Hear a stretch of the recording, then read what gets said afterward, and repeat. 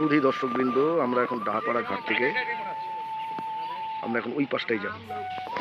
ওই দেখুন ভাগীরথীর পূর্ব পাড়ে দেখা যাচ্ছে হাজারদুয়ারি।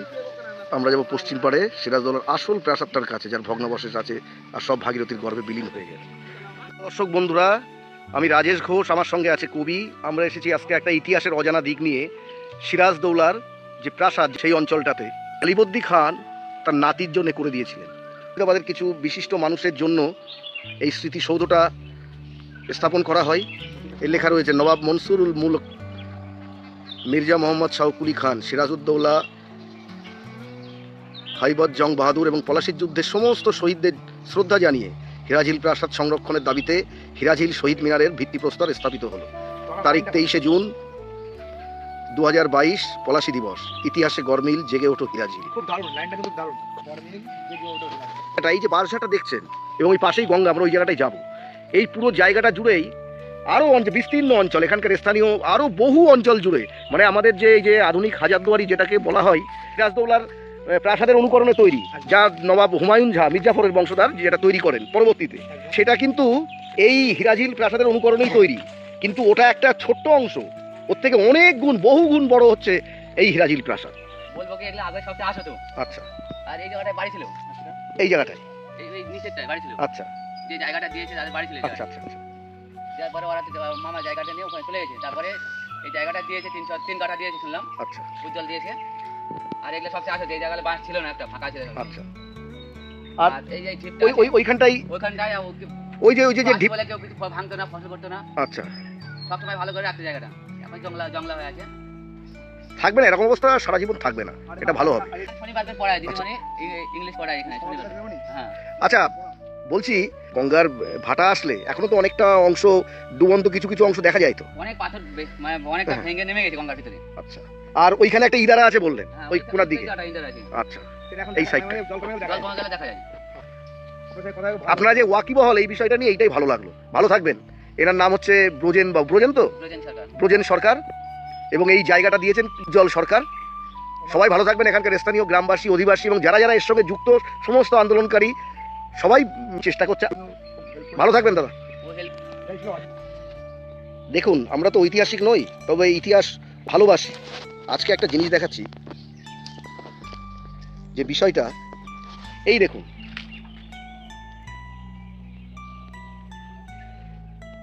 এই যে ইটগুলো, ইটের গঠনগুলো দেখো, আর প্রাসাদের ইয়েগুলো দেখো, প্রাসাদের যে পরিকাঠামোগুলো, যে স্ট্রাকচারগুলো, এই যে স্ট্রাকচার, এই এদো বাঁশবনে যদি শুধু নিছক এটা বাঁশবন বা বাঁশঝাড়ের বনই হতো, এই যে জায়গাগুলো, আর ভাবতে পারছেন যে হাত দিয়ে রয়েছি, এই যে হাত দিচ্ছি যে জায়গাটায়, সেটা হচ্ছে সিরাজের প্রাসাদ হিরাঝিল। কবি কিভাবে একটা জলজ্যান্ত ইতিহাসকে ব্রিটিশরা, তৎকালীন ব্রিটিশ ইস্ট ইন্ডিয়া কোম্পানির ব্রিটিশ শাসকরা, এবং অবশ্যই মির্জাফর এবং তার যারা অনুগামী ছিলেন, তারা কিন্তু এই যে কবি হাত দিয়ে রয়েছে, যে দেখাচ্ছে, এই যে আমরা দেখেছি, আমরা এর আগে মানুষ বাংলা চ্যানেল, একটা বিশিষ্ট ইউটিউব চ্যানেল, এবং যিনি কর্ণধার, ওনার মারফতেই আমরা আগে জানতে পারি বিশদভাবে এর বিষয়ে। আর তারপরে যাদবপুর বিশ্ববিদ্যালয়ের নামটা সম্ভবত সমর্পিতা দেবী, ওরাই এই বিষয়টাকে সবার সামনে নিয়ে আসেন, জনসমক্ষে সবার আগে নিয়ে আসেন। তুমি কবি এখানে না আসলে ভাবতে পারতে আমরা কত ইতিহাস বিমুখ। চলো এবার একটু আমরা ঘাটের দিকে যাই। এই হচ্ছে গঙ্গা, ভাগীরথী বলেও পরিচিত। এই ভাগীরথীতে আমাদের মির্জাফর এবং তার বংশধররা, যেটা আগেই বলেছি, এবং east India company, British east India কোম্পানির যারা তৎকালীন কর্ণধার, তারা তো বটেই, তারা এইগুলো আস্তে আস্তে আস্তে আস্তে তলা দিয়ে খুঁড়ে খুঁড়ে বিশাল প্রাসাদটাকে, এবং এখানে ভাঙনের চিহ্নও কিন্তু স্পষ্ট, দেখুন, এটাকে মোটামুটি নষ্ট করে ফেলে। চলো নিচেই নামি আমরা। কবি নামছে, আমিও নামবো।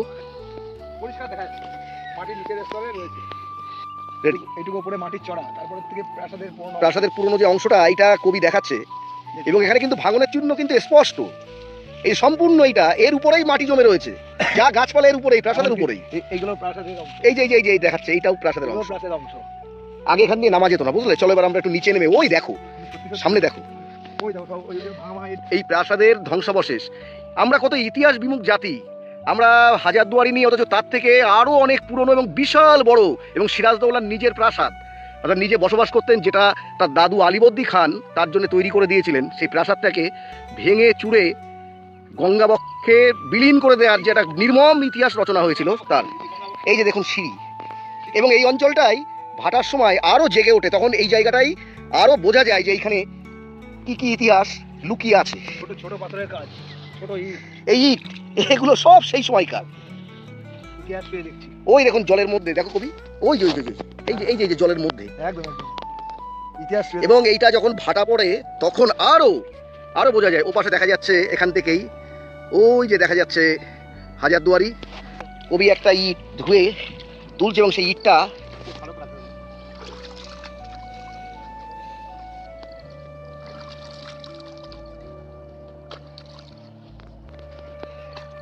অথচ এই জায়গা পড়ে রয়েছে অবহেলায়। যে এটাকে আবিষ্কার করেছে তাকে ধন্যবাদ দেওয়া উচিত। তাকে ধন্যবাদ তো দিচ্ছি, ভালোবাসা প্রাপ্ত, কিন্তু সরকার তো এখন এসে এখানে কেন খনন কার্য করছে না সেইটাই তো বুঝতে পারছে না, বা কেন এই ইতিহাসটা তুলে ধরার চেষ্টা করছে না।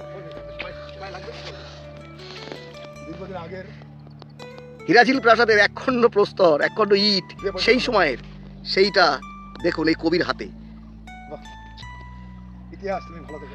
তো আছেন এই আন্দোলনের সঙ্গে ভালোবাসা দিয়ে যুক্ত থাকবেন, আমরাও থাকবো। গঙ্গা তীর তীর করে বয়ে চলেছে, দেখুন প্রত্যেকটা জায়গায় কি বিশাল বড় জায়গা নিয়ে, প্রতিটা জায়গায়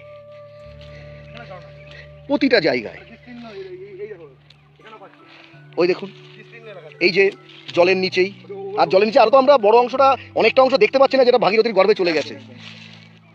সরকারি এই দেখো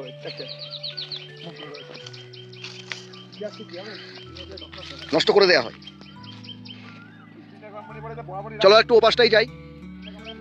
এখন দেখুন পশুদের খাওয়ার জন্যে এই হিরাঝিল প্রাসাদের উপরে চাষ হয়েছে ঘাসের দানা। এই হচ্ছে ঘাসের দানা, বুঝলে কবি? কলার ঝাড়, খেজুর গাছ, বাঁশ ঝাড়, এই আমরা এটা নিম গাছ, একটা খেজুর গাছ দেখুন কিভাবে বাঁক নিয়ে কিভাবে উঠেছে। আবার দেখাচ্ছি, এই দেখুন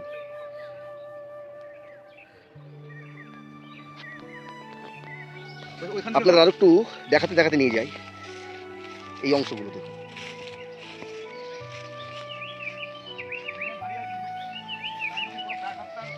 আমরা এখন যেখানে দাঁড়িয়ে আছি তার নিচে পুরো প্রাসাদটা।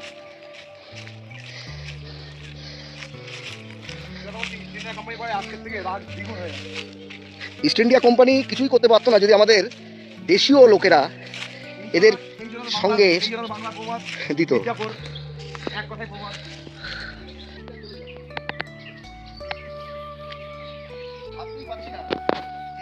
ইতিহাস এইখানে লুকিয়ে আছে এবং অবশ্যই ধন্যবাদ। আমি ভিডিওতে দেখেছি ইউটিউবে মানুষ বাংলা চ্যানেল এবং ওই চ্যানেলের টেকনিক কর্ণধার, তাকে ধন্যবাদ।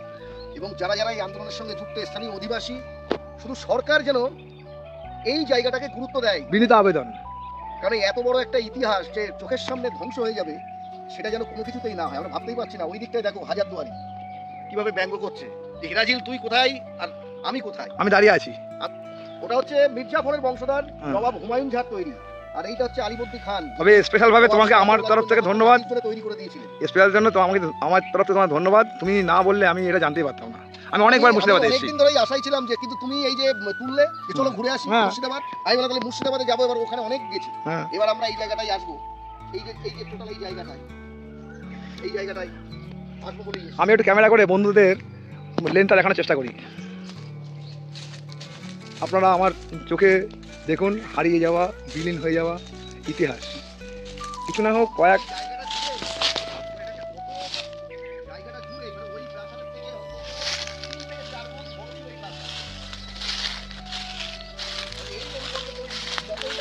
হ্যাঁ একদম এই লোকাল স্থানীয় লোক কালের গর্ভে যদি বিলীন হতো তাহলে হতো না, কালের গর্ভে তো বিলীন হয়নি, বিলীন করা হয়েছে ধীরে ধীরে বিশ্বাসঘাতকতা করে।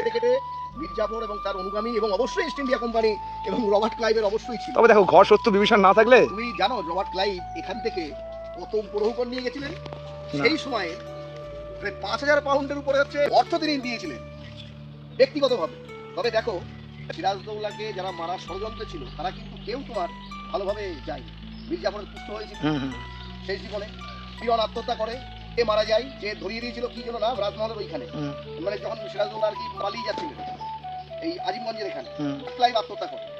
সব থেকে বড় এই সব কথা শুনে একটা কথাই বলবো, দুষ্টু লোকের শাস্তি হবে। আমি আরেকটা জিনিস বলবো, যে ওখানে একটা সৌধ তৈরি করা হয়েছে ঠিকই, তবে নামগোত্রহীন মাঠের মধ্যে মীর মদন মোহনলাল এবং ওনার নামটা আমার মনে আসছে না এই মুহূর্তে, দেখা হয় যে ওই সৌধটাও যেন একটু ঠিকঠাক করা হয়, একটু শ্রদ্ধা জানানোর মতো উপযোগী জায়গা, রাস্তাঘাট। আর বিশেষ করে রাত্রিবেলা, ওখানে রাস্তা নেই তো, পলাশী রাস্তা কিন্তু রাস্তা নেই, কিন্তু রাত্রিবেলা মাঠের মধ্যে- রাত্রিবেলা আলো দরকার। কাল যে দেখলাম ভালো লাগেনি। কত বড় একটা। আজকে এই পর্যন্তই। ভালো থাকবেন বন্ধুরা। সিরাজদৌল্লার হিরাজিন প্রাসাদ থেকে আমি রাজেশ ঘোষ, আর আমার সঙ্গে আমার বন্ধু কবি। এরপরে পরিস্থিতি কি হয় আমরা লক্ষ্য রাখবো, আপনাদেরকে দেখানোর চেষ্টা করবো। ভালো থাকবেন।